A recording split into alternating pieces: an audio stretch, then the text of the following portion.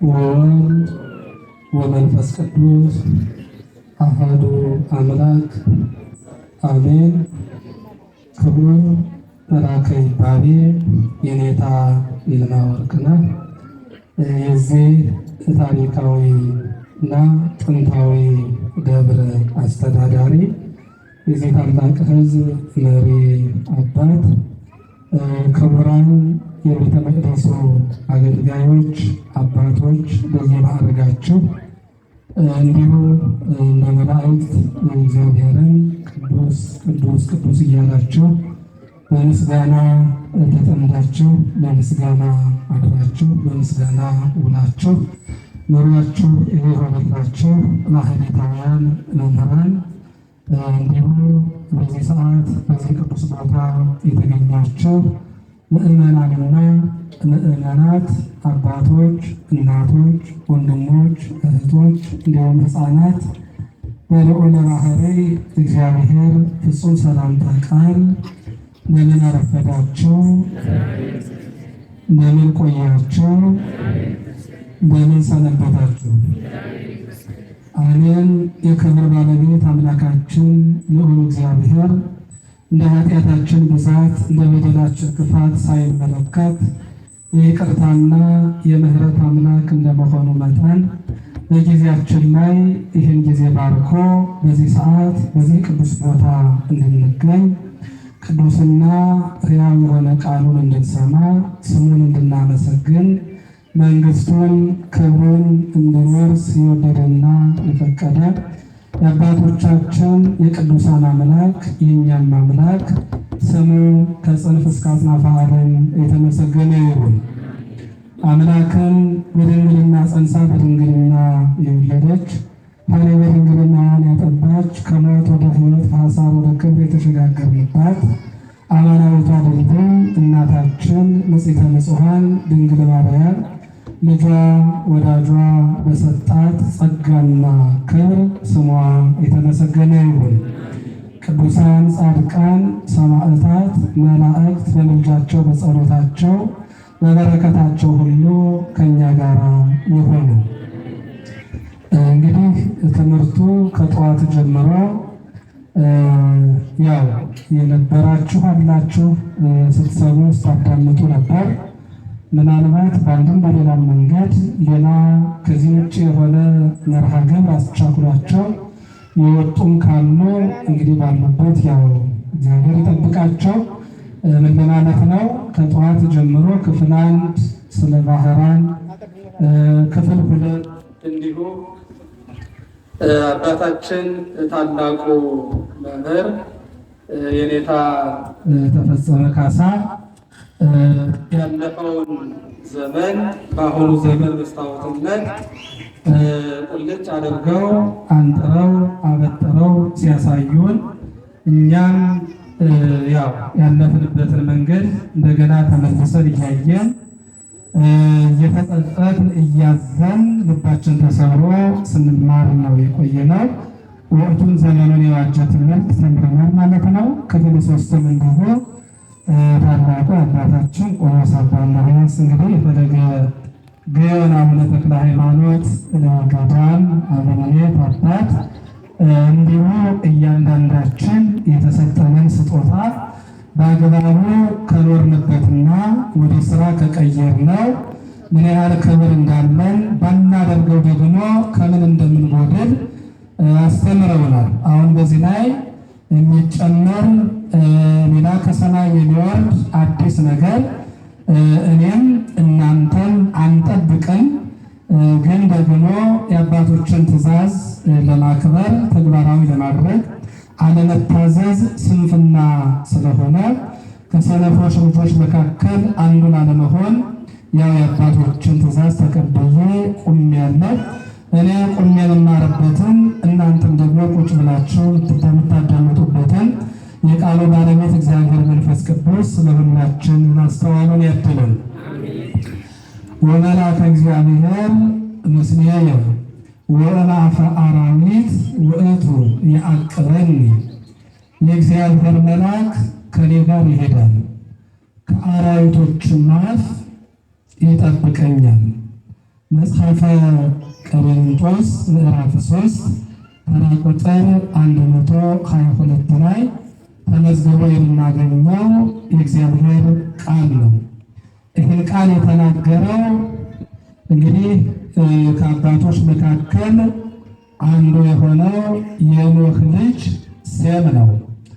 ይህ መልእክት የተላለፈላቸው ደግሞ ስለሆነ ጉዳይ አባቱ ኖህ ከዚህ ዓለም ከኃላፊው ዓለም ወደማያልፈው ዓለም በሞት በሚወሰድበት ሰዓት ለልጁ ለሴም አደራ ሰጥቶት ነበር።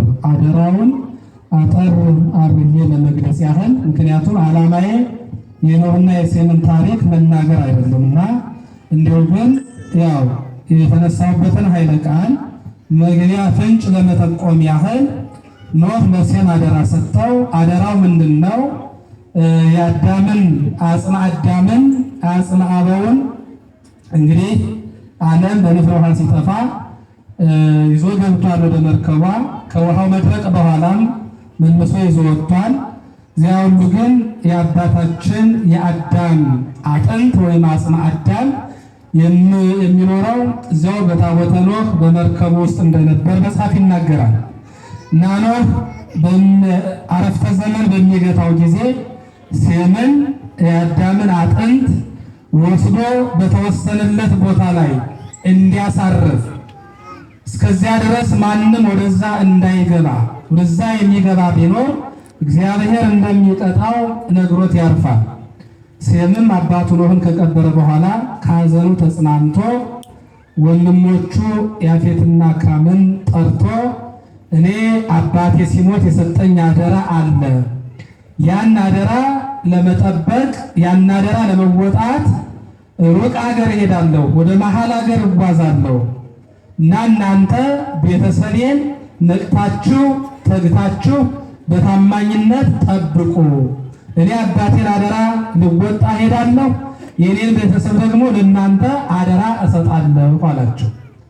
በዚህ ሰዓት ወንድሞቹ ለወንድማቸው ከማሰባቸው የተነሳ የነገርህን የምትሄድበት ሀገር ሩቅ ነው፣ የዱር አራዊት የሰለጠኑበት፣ አናብርቱ አናብስቱ አክስቱ የበዙበት የሰለጠኑበት፣ ሰዎች እንደ ልብ የማይንቀሳቀሱበት ጎዳና ነው የምትሄደው እና ወይ አብረንህ እንድንሄድ አልፈቀድክልንም፣ አብረንህ እንድንጓዝ እንድንሄድ ካልፈቀድክልን እስኪ ባክህ አንተው ራስህ እንዲሆን ለራስህ ጠንቀቅ ብለህ ተጓዝ ብለው ወንድሞቹ ለወንድማቸው ወንድማዊ የሕይወት ምክር ይለግሳሉ።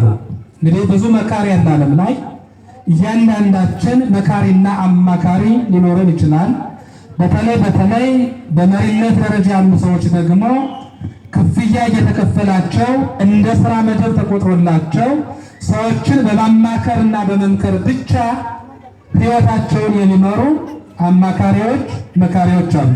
ምን ይመክራሉ፣ ምን ያማከራሉ፣ ያ ሌላ ጉዳይ ነው እና እነዚህ ሰዎች ወንድማቸውን ሲመክሩ እሱ መለሰላቸው። ወመልአከ እግዚአብሔር ምስሌየ ወመልአከ አራዊት ውእቱ ያዕቅበኒ፣ የእግዚአብሔር መልአክ ከኔ ጋር ይሄዳል፣ ከአራዊቱም አፍ እሱ ይጠብቀኛል አላቸው። እስቲ ሁላችሁን ቃል በሉት። አይ ከአራዊቱ አትነሱ። የእግዚአብሔር መልአክ ከኔ ጋር ይሄዳል፣ ከአራዊቱም አፍ ይጠብቀኛል። እግዚአብሔር አምላክ ሁላችን ይጠብቃል። አሁን ዘመናችን ያለንበት ምንም ነው ጠዋት ስንማረው ስንመከረው የመጣን ጉዳይ ነው። የትናንትን ዘመን የናፈቅነው ዝም ብለን አይደለም፣ የሚያስናፍቅ ጉዳይ ተፈጥሮ ነው። ሰው መቼስ ወደፊት እንጂ ወደኋላ እንዲሄድ አልተጻፈም። ወደፊት መሄድ እንጂ ወደኋላ መመለስ የምን እድገት እንደሆነ የራሱ ምሳሌ ያለው አነጋገር አለ። ግን ወደኋላ ተመልሰን የትናንትን ታሪክ፣ የትናንትን ኑሮ፣ የትናንትን ሕይወት የናፈቅነው ዝም ብለን አይደለም። ይህን እንድንናፍቅ ያስገደደን ያስቸገረን ከትናንትና የከፋ ነገር ተፈጥሮ ነውና እግዚአብሔር አምላክ ታሪካችን ይቀይርልን ይጠብቃል። እና እንግዲህ የእግዚአብሔር መልአክ አብሯቸው ከሄደላቸው ክርስቲያኖች አማኞች፣ የእግዚአብሔር መልአክ ከአራዊቱ አፍ ከጠበቃቸው ክርስቲያኖች መካከል ዛሬ እንግዲህ ሰኔ 12 በዓለ ቅዱስ ሚካኤል ብለን ስናከብር ተደራራቢ በዓላት አሉ። ተደራራቢ በዓላት የመጽሐፈ ስንክሳር ብለን በምንጠራው በተለይ እንግዲህ ወደ 4 ዋና ዋና ነገሮች አሉ። ቤተ ጣዖት ፈርሶ ወደ ቅዱስ ሚካኤል ቤተ መቅደስነት የተቀየረበት፣ ባህራን ቅድም የተማራችሁት እንግዲህ ከሞት መንጋጋ ያመለጠበት፣ ሊቀ መላእክት ቅዱስ ሚካኤልም ደግሞ በጸጋ ላይ ጸጋ መላእክት አንድ ጊዜ ሲፈጠሩ የተሰጣቸው ሙሉ የሆነ ክብር አለ። ግን ደግሞ በጸጋ ላይ ጸጋ መጨመር እሱ የራሱ መለኮታዊ የአምላካችን መለኮታዊ ጥበብ ስለሆነ ቅዱስ ሚካኤልም እንዲሁ ሰዎችን በማማለድ ሰዎችን በመርዳት ጎልቶ ጠባቂነቱ አማላጅነቱ የሚነገርበት ዕለት። በዚህ ውስጥ ደግሞ ሶስተኛ አፎሚያ የተባለች ክርስቲያን አማኝ እንግዲህ ከአራዊት ወይም ከአውሬዋት የዳነችበት ቅዱስ ሚካኤልም እሷን ያዳነበት ዕለት ነው። እንደነገርኳችሁ የተጠቀሱ ታሪኮች እንዳሉ ሆነው የእሷም እንግዲህ ዛሬ የዳነችበት የዕረፍቷን መታሰቢያ ነው። እንግዲህ አፎሚያ የተባለች አማኝ ወይም ክርስቲያን ከእህቶቻችን መካከል እንደ አንዷ ንጽሕት አማኝ ጽኔት አማኝ ሆና በዚህ ዓለም እንደሚሆነው እንደሚደረገው ትዳር መስርታ ስትኖር እንደ አጋጣሚ እንግዲህ በጎ አጋጣሚ ሆኖ የትዳር አጋሯ ስተራኒቆስ የሚባል ጥሩ ምዕመን የተሰጠውን መክሊት በአግባቡ የኖረ ኑሮ ያተረፈ ምዕመን እንደነበር እንግዲህ ታሪኩ ይናገራል። ይህ ሰው ብዙ ጊዜ የሚያስጨንቀው ለነዳያን ምጽዋት መስጠት፣ ዝክር መዘከር፣ በዓላትን ማክበር ነበር። የዕለት ተዕለት የሚያስጨንቀው ትልቅ ስራ ይህ ጉዳይ ነው። ይህ ከመሆኑ የተነሳ ወር በገባ በ29 ጌታችን መድኃኒታችን ኢየሱስ ክርስቶስ ይህን ዓለም ለማዳን በአጭር ቁመት ጠባብ ደረት የተወሰነበትን የእኛን ባህሪ አድርጎ የተገለጠበትን የልደቱን መታሰቢያ ያከብራል። ወር በገባ በስንት ቀን? በ29 ይቀጥልና ወር በገባ አሁንም በ21 ቀን ሰማይና ምድር የማይወስኑትን አምላክ የወሰነችውን ከስጋዋ ስጋ ከነፍሷ ነፍስ ነስቶ ፍጹም ሰው ፍጹም አምላክ ሰው ሲሆን አምላክ ሲሆን ሰው ሆኖ የተገለጸባትን የድህነታችንን ምክንያት የሆነችውን የእመቤታችን የድንግል ማርያምን በዓል ወር በገባ በ21 ያከብራል፣ ይዘክራል። ስንት በዓል አከበርን? አሁንም ወር በገባ በ12 የሊቀ መላእክት የቅዱስ ሚካኤልን በዓል ያከብራል፣ ይዘክራል። ስንት በዓል አከበረ ዘከረ? ስንት በዓል? 3 በዓል። እንዲሁ ነው። በዚህ በጎ የክርስትና ጠባይ ተጠምዶ እግዚአብሔርን እያገለገለ ሃይማኖቱን አጽንቶ ምግባር አቅንቶ እየኖረ ባለበት ዘመን ገና ለሽምግልና ሳይበቃ በመካከለኛ የዕድሜ ክልል ላይ በጎልማሳነቱ ከዚህ ከኃላፊው ከነቃፊው ከአድካሚው ዓለም ወደማያልፈው ዓለም ልክ እንደ ኖህ በሞት ተወሰደ። እሱ ሲወሰድ ገና ይህን ዓለም ሊሰናበት ዋዜማ ላይ ያው ብዙ ጊዜ በጎ ክርስቲያኖች ዕለተ ሞታቸውን በአንድም ይሁን በሌላ በእግዚአብሔር መንፈስ ቅዱስ ገላጭነት ያውቁታል። በሕልምም ይሁን በራእይም ይሁን ያው ጠባቂ መላካቸው ይነግራቸዋል። እና ገና ሊሞት ዋዜማ ላይ ሚስቱን አደራ ሰጣት። ልክ ኖህ ሴምን አደራ እንደሰጠው በሞቱ ዋዜማ ላይ አስተራኒቆስም ለአፎሚያ አደራ ሰጣት። ውድ ባለቤቴ እኔ ወደማገለግለው በዓሉን ወደማከብረው ስሙን ጠርቼ ወደምዘክረው ወደ አምላኬ ወደ መድኃኒቴ ወደ ኢየሱስ ክርስቶስ ወደማያልፈው ዓለም ወዳዘጋጀልኝ ርስት እሄዳለሁ። አንቺ ግን እኔ የጀመሩትን በጎ የክርስትና መንገድ ይህን የክርስትና ጠባይ ሳትለጉጭ ሳትሸራርፊ እኔ ማከብራቸውንና መዘከራቸውን በዓላት እስከ ዕለተ ሞትሽ ድረስ እንድታስቀጥይ ቃል ግቢልኝ ይላል። ግቢልኝ አላት። ቃል ግቢልኝ። እሷም እሷ እያዘነ ጌደና ቃል ገባች። እሱን ሄደ ወደማያልፈው ዓለም በክብር ተወሰደ።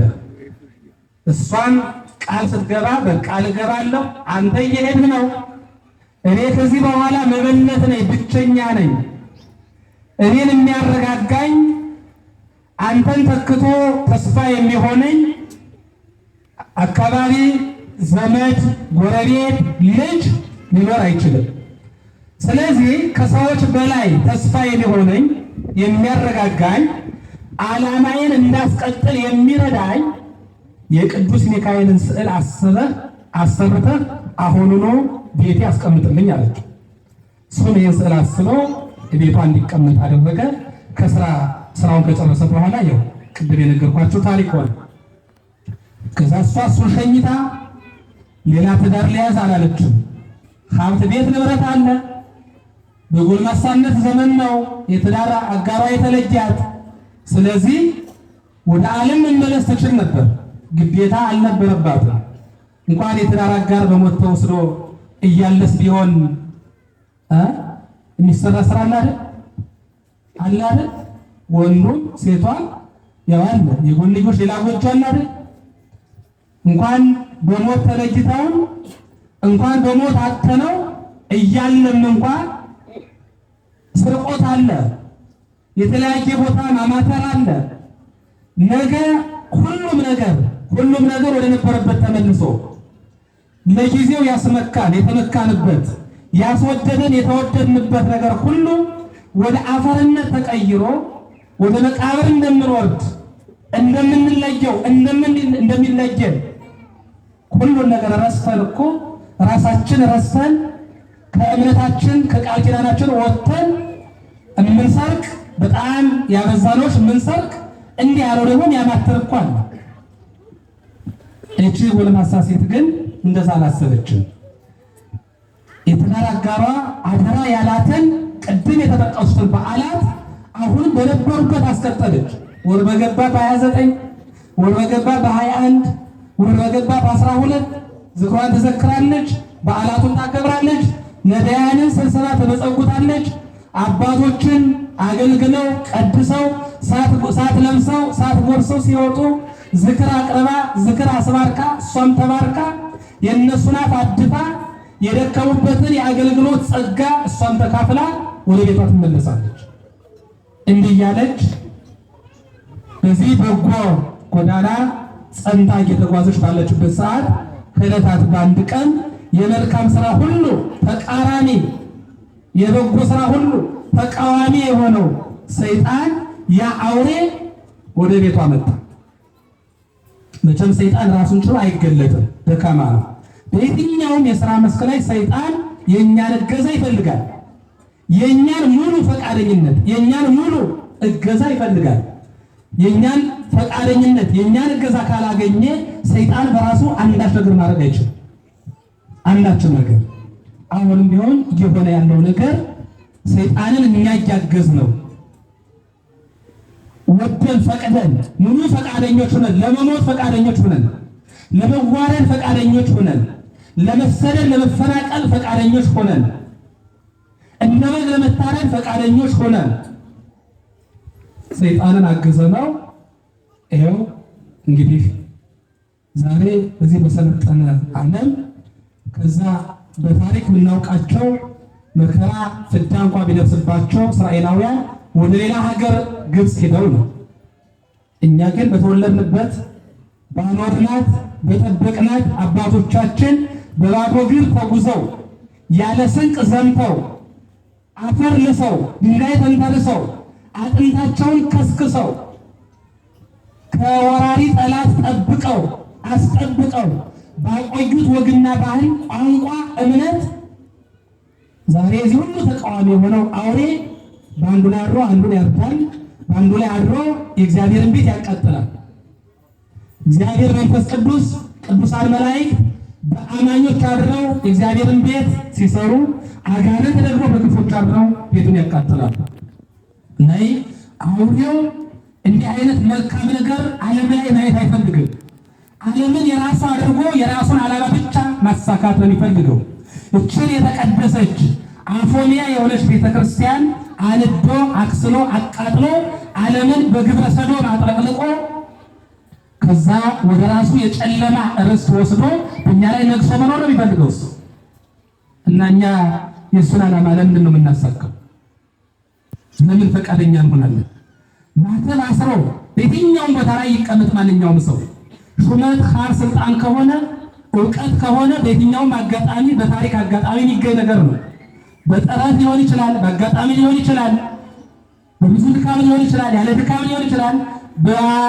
በሌላ መንገድ እነዚህ ነገሮች ለየትኛውም ሰው የሚገኙ አጋጣሚዎች ናቸው። ግን ማተብ አስረው ትልቅ ስልጣን ላይ ያሉ ሰዎች የቤተክርስቲያን ጉዳይ ይመለከታቸው? የአፎሚያ ቤተክርስቲያን ጉዳይ ይመለከታቸው? የክፉ ነገር ተቃዋሚ የሆነው በጎን ነገር ለማጥፋት ሲሰራ ነገ ስራውን እንዲሰራ ሌላ ማይመሳሰል ምክንያት ከመስጠት አይ ይሄ ሰይጣን ስራ ነው፣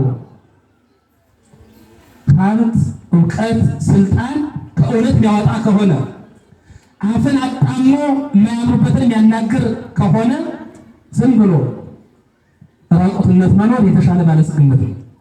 እና የክፉ ነገር ተቃዋሚ የሆነ አውሬው ቅድም ብያቸዋለሁ፣ ራሱን ችሎ መገለጥ አይችልም።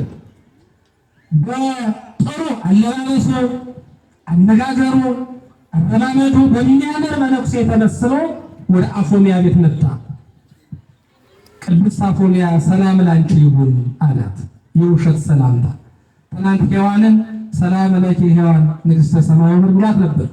የሰማይና የምድር ንግሥት ሔዋን ሆይ ሰላም ላንቺ ይሁን ብሏት ነበር። ሰላም ብሎ ሰላማችን የሚወስድ ሰይጣን፣ ጤና ብሎ ጤናችን የሚወስድ አውሬ፣ አንድነት ብሎ አንድነታችን የሚበትን አውሬ። ይሄ ነው የአውሬው መገለጫ። ይሄ ነው እና ሰላም ላንቺ ይሁን አላት። ሰላማን የሚወስድ እኮ ነው። እሷም መለሰችለት። ከዚያ ምክሩን ቀጠለ። ቅድስት አፎሚያ ሆይ ባልሽ ከሞተ ስንት ዓመቱ ነው? ይሄን ያህል ዓመት። ይሄን ያህል ዓመት የእሱ ስራ አስቀጠልሽ፣ ዘከርሽ፣ ባላከበርሽ። ገናማ ይበቃሻል፣ ጎልማሳ እኮ ነሽ፣ ገና ልጅ መውለድ ትችያለሽ፣ ጥሪትሽን አጨርሽ አላት። ነቢየ እግዚአብሔር ቅዱስ ዳዊት ብፁዕ ብእሲ ዘኢሖረ በምክረ ረሲዓን ወዘኢቆመ ውስተ ፍኖተ ኃጥአን ወዘኢነበረ ውስተ መንበረ መስተሳልቃን ይላል።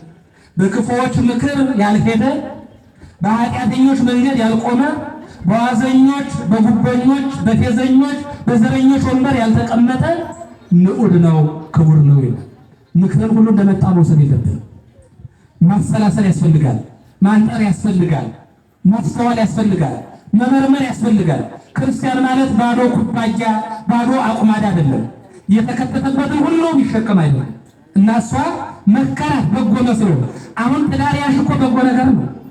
ልጅ ሁለሽ በጎ ነገር ነው። ግን ለልጅ ተብሎ ለትዳር ተብሎ የሚታጣ ዘላለማዊ ክብር ካለስ እዚህ ላይ እኮ ነው ችግሩ። እና ልጅ ሁለሽ ባላግኝ ባልሽን የእግዚአብሔርን መንግስት ወርሷል አለ። ማን ነው የሚለው? ማን ነው የሚለው? በምን ተመስሎ ነው የመጣ? አትፍሩ። በምን ተመስሎ? በምን ተናገሩ? በምን ተመስሎ? አባታቸው ስላሉ ከሆነ አትፍሯቸው። ሰፊ ግን ተባባሪ አይደለም። እሱ ተመሰለ እንጂ መነኩሴ አይደለም። እሳቸው አባት ናቸው፣ መነኩሴ ናቸው። ሰይጣን ግን ይመነኩሳል? ይመነኩሳል? መነኩሴ መሆን ይችላል? አይችልም። ቤት አለ እና መነኩሴ መስሎ ነው። በማን ተመስሎ? በመነኩሴ የተመሰለ እኮ ዝም ብሎ አይደለም።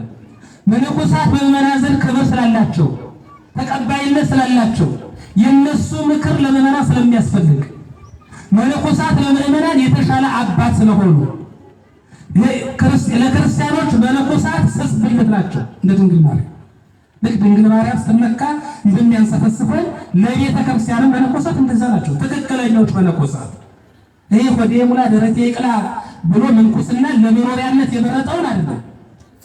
ትዳር መብራትም ሲያቅት ትምህርትም አልገባ ሲል አማራጭ ሲጠፋ ጳጳሳቱ መነኮሳት ስለሆኑ መቼም አባላቸው ከሆኑ የትም አይጥሉኝም ብሎ ቀሚስና ቆብን ለጊዜያዊ መኖሪያነት እንደ መጠለያ ድንኳን የሚጠቀመውን አይደለም።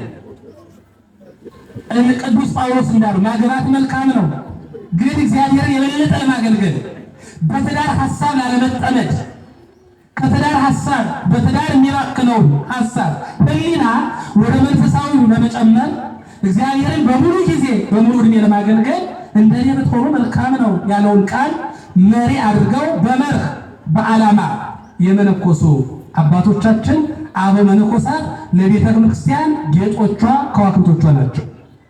ዛሬ ሰይጣን ግን እና መልካምን ነገር መጠቀም የብርሃን መልአክ ይመስላል አይደል? የብርሃን መልአክ መሆን አይችልም፣ ግን ይመስላል እና በትልቅ መነኩሴ መስሎ አግቢ፣ ውለጅ፣ ከበጅ። ለምንድን ነው? ትዳር እኮ ቅዱስ ነው። እነ አብርሃም እነ ይስሐቅ እነ ያዕቆብ ወልደው የለም? እነ ዳዊት ብዙ ሚስት አግብተው የለም? አንድ ሁለተኛ ባለታ የምን ችግር አለው አለ። ጠቀሰ። ጥቅስ የጠቀሰ ሁሉ ግን አይደለም። ዛሬ መጽሐፍ ቅዱስ አንከርፎ ከረባቱን አስሮ ይዞ ያበደው የወነበደው ሁሉ ለጊዜው የፈረንጅ ዶላር ሊያገኝ ይችላል። የእግዚአብሔርን መንግስት ግን አያገኝም። ለጊዜው ጥሩ ቤት ሰርቶ ሊገባ ይችላል። ወደ እግዚአብሔር መንግስት ግን አይገባም። ለጊዜው ባዶ አዳራሽ ሊዘል ይችላል። ነገር ግን ባዶ አዳራሽ አይኖርም። እሳት ከሚነድበት ትሉ ከማያንቀላፋበት እሳቱ ከማይጠፋበት የሚኖረው እንደዛ ነው የሚኖረው። እና እንደዚህ መከራት ሰማችሁና ኦ አባ አስኬማ ከሰናየው ቃል ከሰብኩ አባ ሆይ እንዲሁ አለባበስህ፣ ቆብህ፣ ቀሚስህ ሁሉ ነገር ጥሩ ነበር፣ ምክርህ ግን ክፉ ነው አለችው። ክፉ ነው። እኔ ባንስ ከአዕዋፋት አላንስም። አብሯቸው የነበረ ተራዊት ወፍ ሲለያቸው ለዘላለም በብቸት የሚኖሩ አዕዋፋት አሉ ብላ እነዛን አዕዋፋት በስም ጠርታ ነገረችውና እኔ ከዚህ በኋላ ሌላ ዓለም ላልኖር ለራሴ ቃል ገብቻለሁ፣ ለተራራ ጋርም ቃል ገብቻለሁ፣ ለአምላኬም ቃል ገብቻለሁ። አምላኬን እያገለገልሁ እኖራለሁ፣ የጎደለብኝ የለም አለችው። በዚህ ጊዜ ሲነቃበት ምንኩስናውን ጣልና አርያውን ለውጦ ፈክሮባት ቆይ የሰኔ ሚካኤልን ለክርስቲያኖች ስለሚማልድ ምን ስለሚል መጣልሻለሁ አገኝሻለሁ ብሎ ዝቶባት ተመልሶ ሄደ። ልክ ሰኔ 12 እሷ ለሚካኤል በዓል የሚቀርበውን ዝክር እያዘጋጀች እየወጣች እየወረደች ባለችበት ሰዓት የብርሃን መልአክ መስሎ መጣ። ትናንት መነኩሴ መስሎ መጣ። ዛሬ ደግሞ የብርሃን መልአክ መስሎ መጣና ሰላም ለኪ አፎሚያ ሆይ ሰላም ላንቺ ይሁን። እሷ መለሰችለት ይኸው እኔ ቅዱስ ሚካኤል ነኝ። ባለፈው ያረኩስ መንፈሰ ርኩስ ዝቶብሽ ፈክሮብሽ እንደሄደ ስለማውቅ እሱ ሳይመጣ ብዬ ቀድሜው መጣሁ። አሁን ያለሁልሽ አላት። ቅዱስ ሚካኤል ነኝ ብሏት እንኳን አፎሚያ እንዲህ የዋዛ አይደለች። አሁን እኛ ዝም ብለን የተጋድለው ሁሉ ምንጋት ያን ሲል መዋከብ ይህ መዋከበል ሁሉ ሚጠመን አይደለም።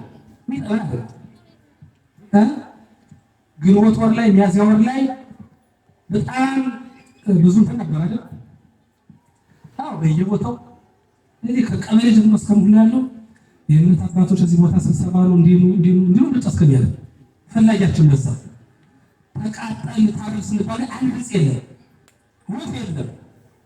ስንንቀሳቀስ የራሱ ዓላማ ብቻ የሚፈልገን ዓላማውን ካሳካ በኋላ ዞር ማየት እንዲህ አይነት አውሬ ነው ምድር ላይ ያለ እና አሁን ይሄ ዓላማውን ለማሳካት ሚካኤል መስሎ መጣ።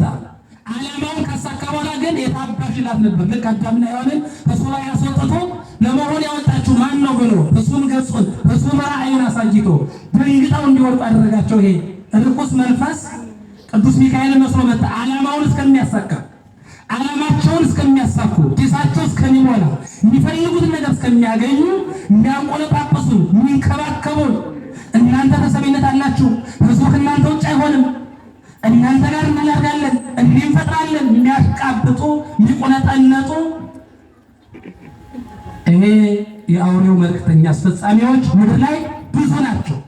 እና በዛ ሰዓት ያ ደግሞ ተለን ይተናል ተለን እቻ ተታለለ የዋዚያ ክርስቲያን አለች እንዴ አለች።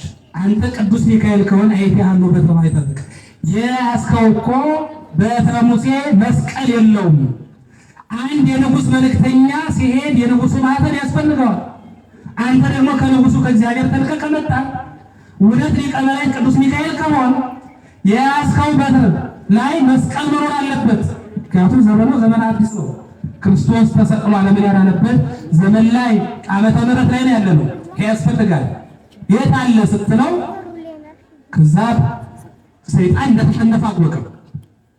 ሲሸነፍ ሰይጣን የመጨረሻ የሚያደርገውን ያውቅ። እንደዚህ ነው።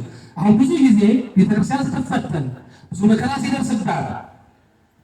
ሲደርስባት ትናንት በቃላት ያንቆለጳጰሷት፣ ዛሬ ደግሞ መልሰው በዚያው አፋቸው ያራከሷት፣ ዝቅ ያደረጓት፣ የተዋት፣ የረሷት፣ በተለያየ ምክንያት የሸፈኗት ሰዎች የመጨረሻ ዲያብሎስ ዝናሩን ሲጨርስ የሚያደርገውን ያውቀው ከዛ ጉሮሮዋን ሊያንቃት ልክ ይሄ ቁራ መስሎ ይሄን የክፋት ክንፉን ዘርግቶ እሷን ሊተናኮል ሲል ሊቀ መላእክት ቅዱስ ሚካኤል ግን ዲያብሎስ ኃይሉ ስለታወረ ዕውቀቱ ስለተወሰደበት ዕውቀቱ እንግዲህ መጀመሪያ ብዙ ጸጋ ነበረው፣ ግን ሲክር ሁሉ ተወስዶበታል።